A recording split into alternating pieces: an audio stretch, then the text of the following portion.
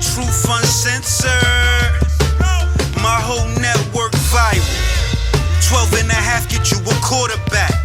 I got them shits flying like spirals. I like my truth. I'm gonna jump on to the first story of today because late yesterday the Associated Press reported that federal prosecutors in Miami, successfully appealed a judge's decision to release Kodak Black on bond after his most recent weapons arrest. Now, pretty much they cited, the judge said that the 21-year-old Kodak Black was a danger to the community based on his lengthy criminal record. Now, we know that, I would say within the last 2 or 3 months, that we reported on at least 2, maybe even 3 incidents that Kodak Black was involved in where he's even been arrested, found with something allegedly. So this decision doesn't surprise me. Yeah. Because when we talked about it last week, they said that he would have to at least stay until the 29th. You know, that day came and went. You know, we're here. He's going to have to pretty much now stay in jail until the late summer, August, to his trial. I think it's on for the sexual assault case. So not looking good for this young man. And I sent you a text message the other day. I'm like, yo, man, I rock with Kodak. I'm listening to his music now and kind of just really feeling him and trying to get his message. This right here is you know, doesn't surprise me, but definitely another blow to Kodak Black. I'm gonna ask you a question real quick before I go ahead and say what I need to say about Kodak. What got you on that? Because it seemed like before you even texted me that last couple of times, you was like, yo, it's a couple of songs that I fuck with. You were talking about 21 Savage at first. And I was talking about how like a couple of these younger cats are starting to slowly graduate into a lane that you can respect as an older cat now that we sat there and we got the introduction and we turned it off at first because we wasn't fucking with the quote unquote mumble rap or that style. And then as they started kind of evolving and we evolved as a listener, we were like, okay, nah, there's some shit that we could fuck with. So my question is, what made you kind of get on Kodak and start listening? Title, really, but nah, you know, I was just looking at Title and they have like a hip hop, like the hottest suggested songs, and I'm just going down. Then you can like go to like songs. So I seen a Kodak joint and I clicked on it. I can't remember the exact name. I'll find it in a second in my phone. And I think it's Calling My Spirit. That's the name of the song. I put that song on and I'm just listening to the words and the beat, and his beats is always good, but I'm listening to his lyrical content. I'm like, okay, he does sound like Wayne a little bit, but he still has his own unique sound and style. And if he keeps continuing to work on his craft, he could get better and better. And even though some of the stuff is, you know, what he's saying is kind of mumble-ish, he still has a message in what he's saying. And I think he's one of the deeper guys, even though it might not come out when he talks. One of the more, you know, I don't want to use the wrong word. I'll just say deeper. You know, I know people gonna rip me if I go there with that. Right. But one of the guys that I think has the most room for improvement out of these younger guys. This is why I was frustrated in looking at a young man make mistakes and not having an OG put their arm around him and kind of check him the right way because of the talent that came beneath him. Because you see, and in the comments they get on, oh, he's wacky, this, he's that. Those are people, and those were us. I can honestly say, I thought, and I've said 21 Savage was whack. I said Kodak Black was whack early on, getting introduced to these cats, not understanding, not really adapting to their style of music, and them not really giving me any substance to really go, oh, shit. Right. But as they evolved and as we evolved in times, and I got the chance to do this with you and listen to podcasts and have the opportunity to have to listen to different various styles of music because of the field that we put ourselves into, you get the gain of appreciation of watching that evolution right in front of you. And Kodak Black, 21 Savage, two men in particular who've kind of taken that leap. And he's only 21 years old. Yeah. So to see him do knucklehead shit, the shit obviously with Nipsey, and people jumped on a 21-year-old that made a bad mistake, but should have got checked a different way. And then you see all the stuff that he's involved in after that, before that. It's just like, man, you don't want to see him sit in a situation where he has to, or you don't want to see a judge say that he's a danger to society. But I would agree on saying he may be a little bit of a danger to himself right now, because with all this talent wrapped around him, it's nothing but negativity that drives him. And you know what? Has to stop. I gotta add this in because I was just kind of thinking about it, and it reminded me when you talk about how the young these guys are. As a guy I used to know, and what I can tell you is that the generation was just different.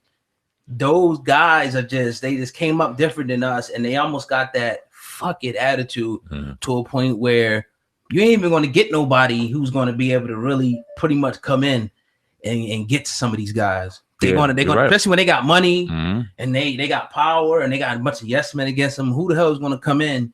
You know what I mean?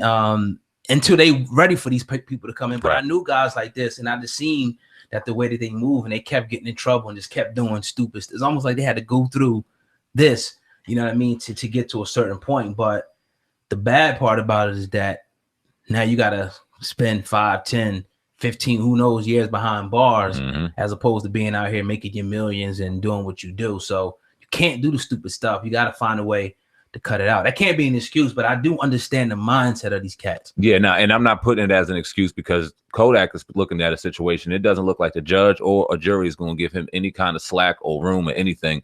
This young brother looks like he's about to sit his ass down for a while. But the silver lining in it, and we spoke about this on an earlier podcast about Kodak, this isn't the end. He has a story to tell, and how he was evolving with his music, I believe it'll only get better. He'll still have an audience and people will still listen. And at 31, 32, you're still in a very early stage of your life where retribution is still there. You can still sustain a real great living, have a relationship with your children, and move forward. And maybe this is what he needs. Like, we don't wish jail on anybody, but when you look at the things that he did, it's almost like, damn, we don't wish it on you, but it is going to be what the fuck it is. We can't sit there and throw up pickets and say free Kodak when you put yourself in this situation at the border, when you put yourself in this situation, when you did this, when you did that. It's kind of like, now you got to stand up as a man to take accountability. Yep. And then, you know what I mean, get back from it. So is it free Kodak? Is it free Kodak? As a brother and as a man, I want to say free Kodak. Definitely. You know what I mean? But then also as a man and as a brother and somebody that cares and wants to see him succeed, I want to see him learn from his mistakes. And remember, he has to go to trial for that. You know, I ain't gonna say the word, obviously. We said sexual assault. It's so many situations though. That's one. Right. That's one. Yeah. That's fucking one. Right. And I hope he didn't do that. Exactly. I hope that situation is he finds himself where he can show his innocence if he in fact is innocent, because that's alleged, and he can move forward from that. But that's one of Kodak's worries. I'm not going to say it's the least because it's pretty high up there, but it's one of his worries. He has the gun charge, he has the fucking border shit, he has this shit, he has that. Yeah, dude's gonna sit down for something. Yeah, you're going to learn. It's sad, man, but yeah, you know, that is what it is, man. But you tune into the Uncensored Truth podcast with your brother, Oh God, and Sandman over there. This next story, man, it seemed like probably every other week that we're talking about R. Kelly once again. Well, a new report came out that's pretty much saying that R. Kelly is now being charged with 11 new counts of sexual assault and abuse, according to this report. Now, the Cook County's State Attorney General's office is charging with 5 counts of aggravated criminal sexual abuse, 4 counts of aggravated criminal sexual assault, and 2 counts of criminal sexual assault. And it's saying that this is from years back. And his lawyer also comes out and says, who is Steve Greenberg, that they'll figure out the defense once Kelly is arraigned. We'll see what the charges are and we'll proceed accordingly. He said, I know this much. These are old. These are allegations from years ago. And this is a statement from R. Kelly's attorney, Stephen Greenberg.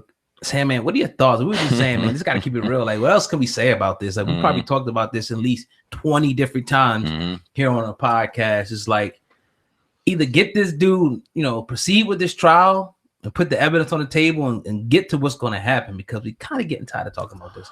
Oh God, I'm gonna be 100% real with you, man. If you sat back and all the times that we talked, if you asked me what he's charged with right now, I could not accurately tell you. It's so much shit. It's 30 sexual assault things here, 45 things here, 30 things. It's like, man, just get on with it already.